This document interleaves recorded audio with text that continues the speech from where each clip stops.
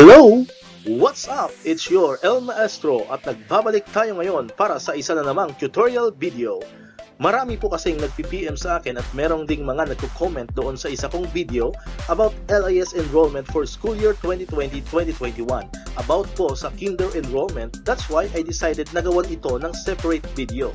Pero bago tayo magtuloy mga kamaestro, isang magandang araw muna po sa lahat ng nanonood. Kung bago ka pa lang sa aking channel, huwag mong kakalimutang i-like, mag-comment, i-share, mag-subscribe sa aking YouTube channel at hit mo na rin ang notification bell para updated kayo sa aking mga latest videos. So dito po sa video natin ay tuturuan ko po ang mga kinder teachers kung paano mag-enroll sa ating LIS BOSY 2020-2021. So please, panoorin niyo po hanggang dulo ang ating video para mas maintindihan po ninyo. Umpisahan na po natin. Tara!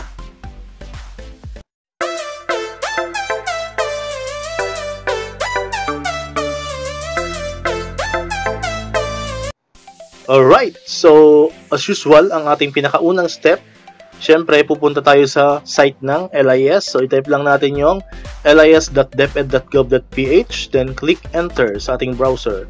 And then, ipapasok po natin or i-enter natin yung ating username and password. Okay. Then click natin yung sign in. Ayan. So umiikot-ikot po siya, antayin lamang po natin. At ako'y parang pinagtitripan ng aking internet connection yung mga nakarang araw pa. Ayan. So habang inaantay po natin siya na mag-loading, so kung mga reminders lang po, no? Ito pong video natin ay ginawa ko especially for kinder teachers, no? Pero kung hindi ka po kinder teachers, kung grade 1 above, mayroon po akong separate video na na-upload na dati pa, 5 days ago.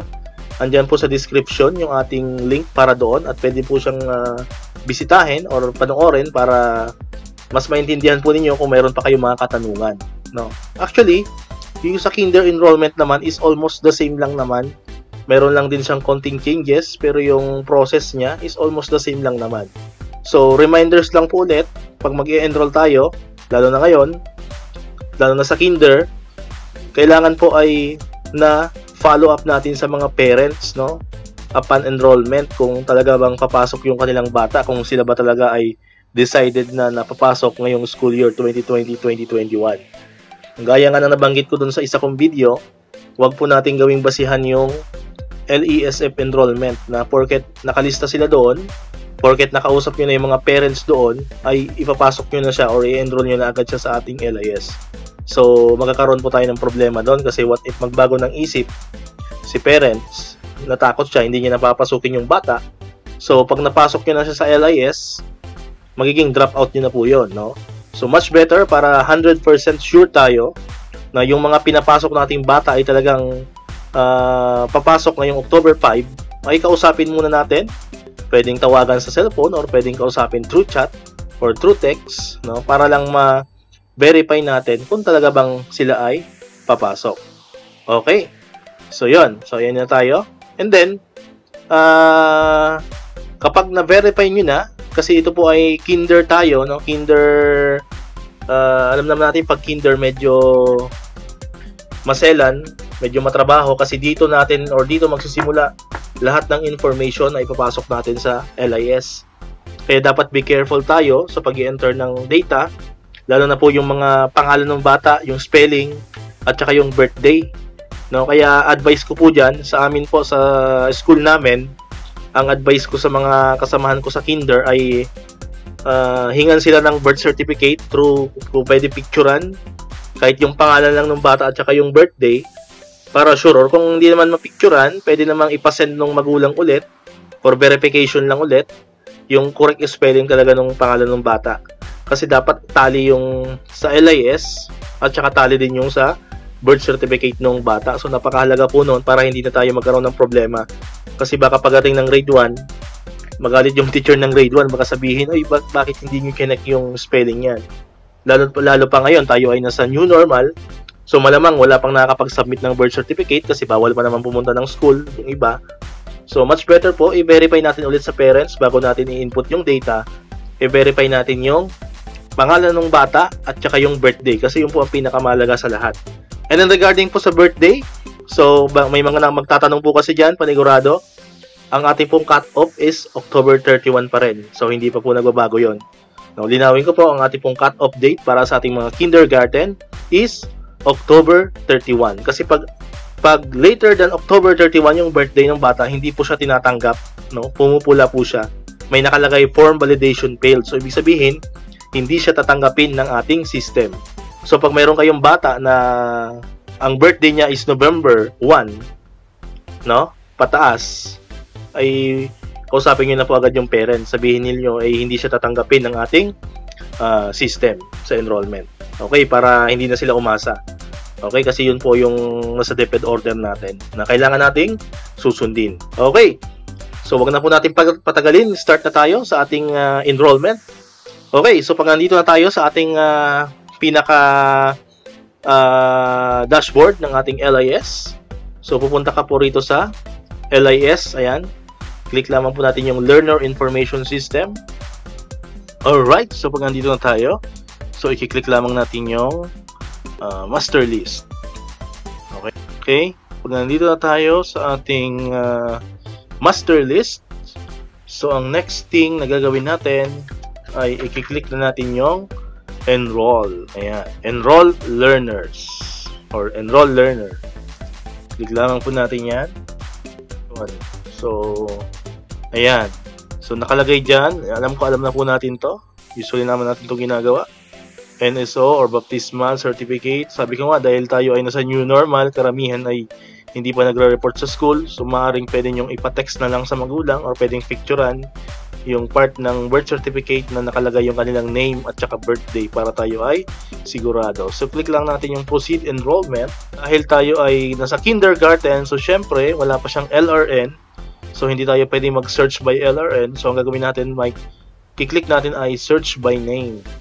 Ayan, lalagay na po natin dyan yung apelyido ng ating learner at saka yung first name. So yan, meron na po kasi akong nalagay dyan. So ito-type lang natin yung last name and then yung kanyang first name. And then pag okay na, click lamang natin yung search. Okay, so lumabas na po, no? So andyan na yung kanyang apelyido, ang kanyang pangalan.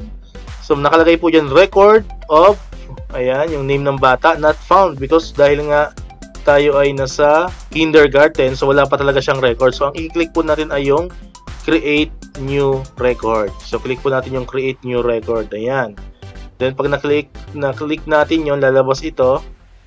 So yan, so i-click lamang ulit natin tong new record. Ayan, click po natin yung new record. Dahil nga siya ay kinder, so wala pa talaga siyang record. So gagawa tayo ng kanyang new record. So ito po yung medyo matagal sa kinder, no? Kasi diyan mag-uumpisa ang lahat ng information ng bata. Hindi ka to. So ayan, so ito na po yung lalabas diyan. So kukumpletuhin lang po natin to kasi hindi pa natin nalalagay yung kanyang middle name doon kanina. So ilalagay po natin yung middle name ng bata. Alright. Pag wala naman pong middle name, okay lang naman. Leave blank nyo lang yan. Tapos click nyo tong no middle name. Okay? And then extension name. Kung wala, hayaan na po natin yan. And then birthday. Ito sabi ko kanina, napakahalaga ng birthday. Kailangan ma-double check natin na maigi. Ma-verify natin sa parents, sa guardian, yung birthday ng kanilang mga anak. Okay? Ayan. So sabi ko, ang cut-off date natin sa birthday ay October 31 pa rin. Hindi pa rin po nagbabago.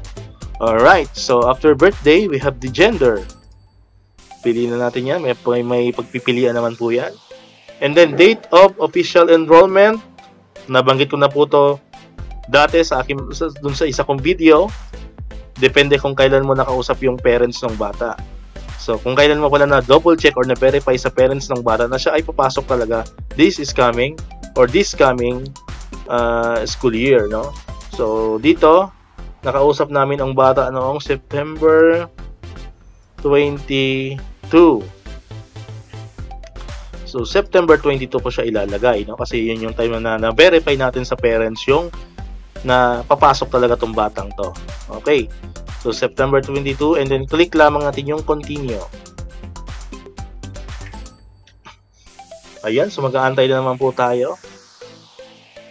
Ayan, tsaga-tsaga lang. Pag may tsaga, may nilaga. Ayan. So, nabanggit ko na nga kanina, pag buong Pilipinas po yung gumagamit ng ating system, talagang medyo mabagal siya. No? Normal lang po yun. Okay. So, pag okay na siya, ayan.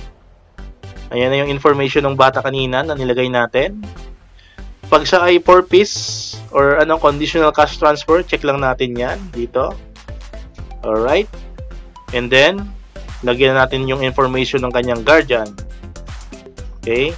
Or yung kanyang mother's name at saka yung father's name. Pag mayroon namang mother's name or pag mayroon naman siyang mother and father, okay lang kahit wala na yung guardian. Ayan. So, kumplituhin lang natin yan. Ayan. Lagay lang po natin yan. Okay? Pag wala namang extension, okay lang.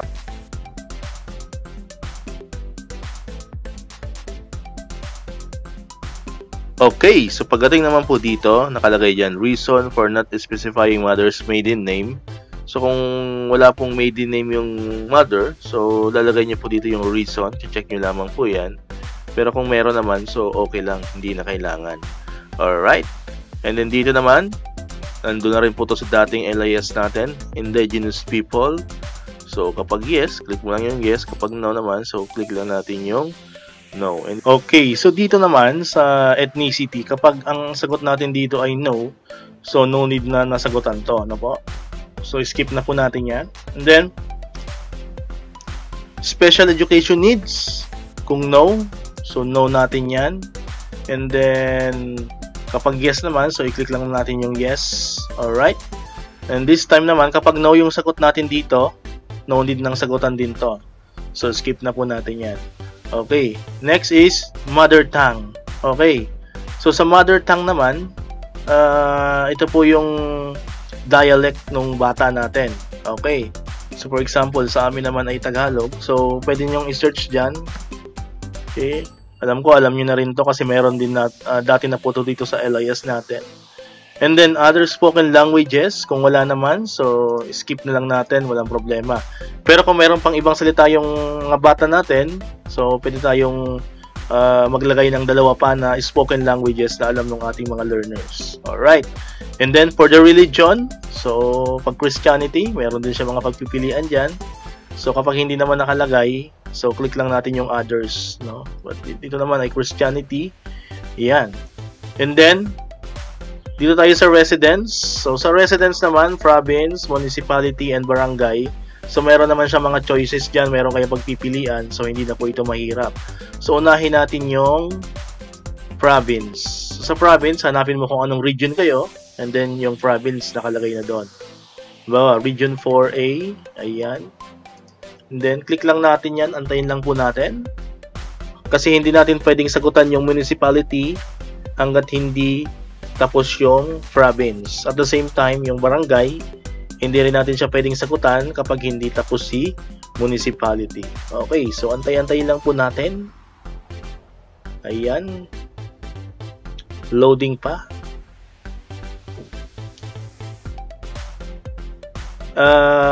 Baka rin po pala matanong ninyo, no? Ayan, okay na, okay na. Okay. So, pagtapos na tayo sa province, punta na tayo sa municipality. Okay, so meron din siyang pipilian, and then antay-antay lang ulit tayo. Okay, kung matatanong nyo rin po pala, no, nabanggit ko na kanina, medyo matagal po yung sa kindergarten enrollment natin. Minsan nag-e-error siya. So, kailangan talaga is patience is a virtue. So, magantay-antay lamang po tayo. Minsan nag-e-error, no? So, try lang tayo. Sa kindergarten lang naman po, no? But other grade level naman is okay yung ating LIS. Alright. So, antayin lang po natin. Okay, so pag okay na rin yung municipality, dito na tayo sa barangay. Ayan. So, antay-antay ulit. And then after nyan, last 2 na tayo. Ito po yung mga bago, no? Na kaya ko siya pinahuli. Kasi ito yung mga nadagdag sa ating LIS. Ang una, yan nakikita nyo naman po siguro, no, yung country of citizenship. Ayan, and then yung actual modality. So sa country of citizenship po, naka-default po dyan yung Philippines. No, ayan. So ito po yan, yung sinasabi ko kanina. Naka-default po yung Philippines. So kung may foreigner man po kayong estudyante, so meron naman po mga pagpipilian dyan, lahat yata ng bansa ay nandyan nakalagay. So hindi na po kayo mahihirapan. No? But kung Filipino naman, huwag nyo nang gagalawin. Hayaan nyo na siya kasi sabi ko nga, naka-default siya sa Philippines. Okay, and then yung panghuli, ito yung actual modality. Ito na po yung actual na modality na pinili ng bata na papasukan niya ngayong October 5. So napakahalaga po na alam natin to, no, kung anong modality, kasi baka ang pinagbasihan nyo is yung LESF. Kunyari sa LESF ay nakalagay online, pero papasok pala siya is modular, so magkakaproblema po tayo doon. Kaya sabi ko, double check po natin, wag po natin pagbasihan yung LESF. Mas maganda pagbasihan natin yung latest ngayon. Kung nakausap niyo yung parents, and then syempre, kung nakalista sa'yo, kunyari, modular teacher class ka, modular teacher ka, so automatic modular ang pipiliin mo rito. Kung online teacher ka naman, automatic online ang pipiliin mo rito, no? Ayan, may mga pagpipilian po yan. So dito sa case namin, sa bata na to, siya ay modular print. Ayan. So click lamang po natin yung modular print, and then click natin yung enroll, and then done na po tayo. Ano? Kung mapapansin nyo, ganun lang naman po kaigsi yung ating fill upan dito sa ating LIS for kindergarten. Medyo magtatagal lang po siya pag mahina ang inyong internet connection or mabagal po yung ating system sa LIS. No? But kung titingnan natin, medyo konti lang naman, konting information lang naman po yan. Okay? So dito na po, ayan, click lamang po natin yung enroll. Ayan. So dito na po nagtatapos yung ating tutorial for this day. Sana po ay marami kayong naintindihan. At kung mayroon po kayong mga katanungan, huwag po kayong mag-atubili na mag-comment dito sa ating video. Sa ilalim po, pwede po kayo, free po kayo mag-comment dyan for your questions, comments, or suggestion. Maraming salamat po. Once again, Al Maestro. See you on my next vlog. Bye-bye!